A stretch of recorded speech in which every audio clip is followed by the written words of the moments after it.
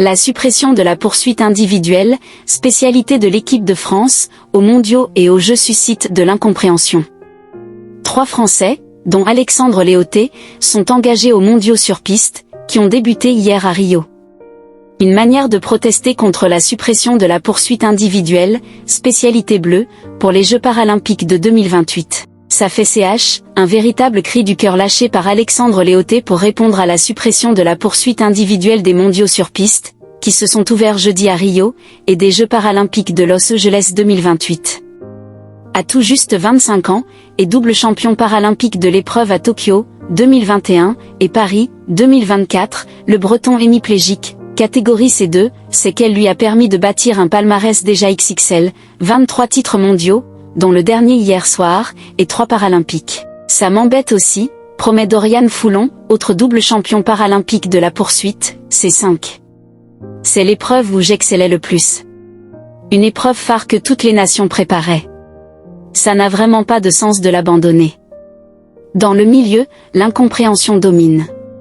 Quand l'information a filtré en avril dernier, juste avant les Coupes du Monde, ni les coureurs, ni les managers nationaux n'avaient été consultés. Lors d'une réunion en mai, l'UCI a expliqué ce choix et le nouveau programme pour les Jeux de la 2028 par la volonté du Comité international paralympique, IPC, d'offrir plus de spectacles aux télévisions.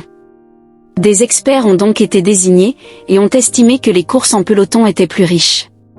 C'est d'ailleurs une épreuve par élimination qui remplace dès cette semaine la poursuite. Une décision arbitraire qui mécontente tout le monde. Aucune nation n'est satisfaite, mais il n'y a pas eu un mouvement de protestation ou de colère non plus, souligne Mathieu Jeanne, l'entraîneur national des Bleus. Personnellement et collectivement, on avait beaucoup investi sur cette discipline. Et ça avait plutôt bien marché. Mais on n'a pas eu notre mot à dire. Lui devine la perte sèche. En termes de résultats, on rappellera qu'aux Jeux de Paris, en plus de Léoté et Foulon, Marie Patouillet avait été sacrée. Et si elle a pris sa retraite, sa dauphine et tenante du titre mondial était française, Heidi Gauguin, qui privilégie sa progression chez les valides cette saison, alors que Gatien Le Rousseau, C4, était médaillé de bronze. Personnellement et collectivement, on avait beaucoup investi sur cette discipline, insiste ce dernier.